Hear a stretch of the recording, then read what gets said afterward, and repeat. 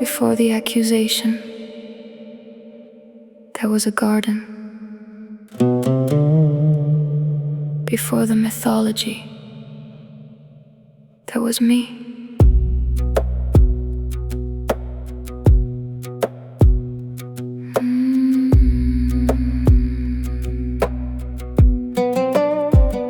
Primordial earth beneath my fingers, cedar in the air, fig leaves trembling softly, Eden everywhere. I studied every creature, every river, every wing, questioned every boundary, wanted knowledge of everything.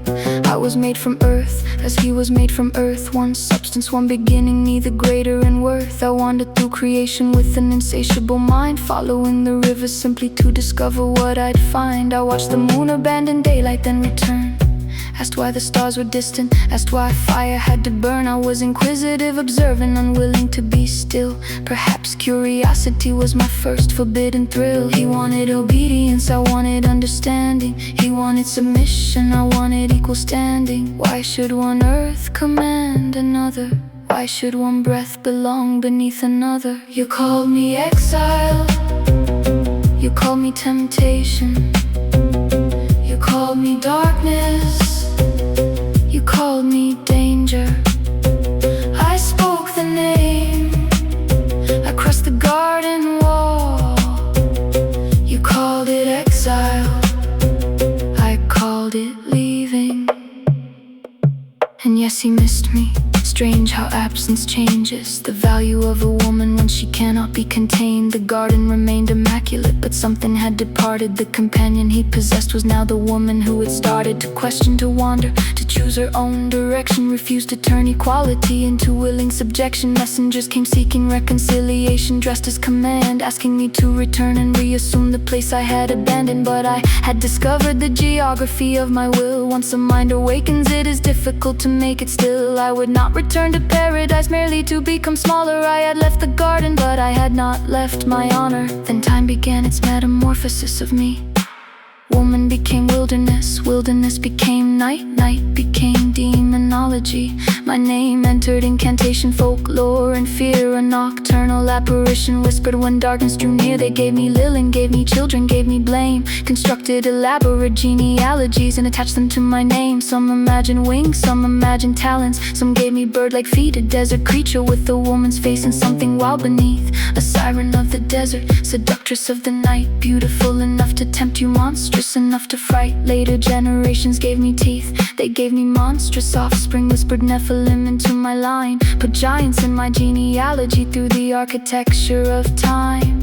I became whatever frightened them, whatever they required, the devourer, the mother, the demon, the nocturne fire. But listen carefully, you gave me descendants I never claimed, you gave me crimes I never confessed.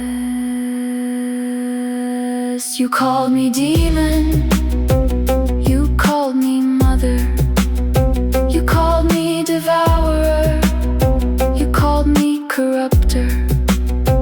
I spoke the name, I crossed the garden wall. You called it exile, I called it leaving. And then the centuries became imaginative. My shadow crossed the desert, my reflection entered the sea.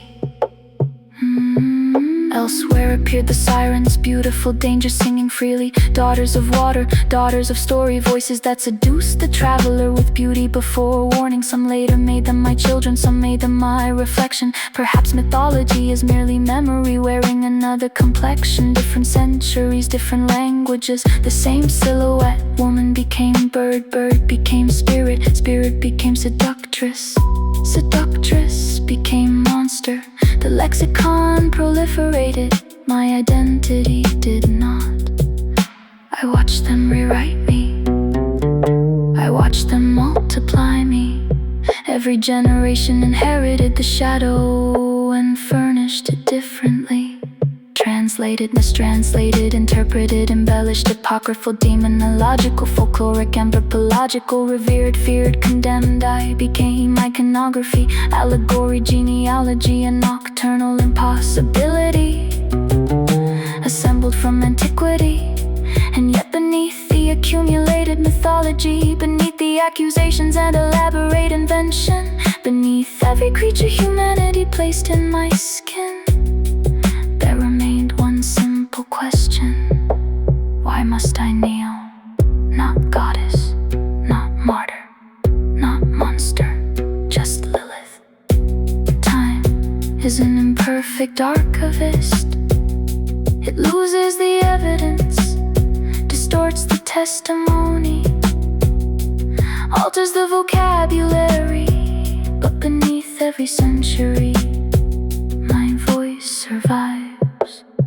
You call me Siren, you call me seductress, you call me daughter of darkness, you call me beautiful danger. I cross the garden, I cross the garden, I cross the centuries. You changed the story, you never changed me. You called me monster, you called me mother, you called me demon, you called me other. You gave me 1,000 faces, 1,000 names.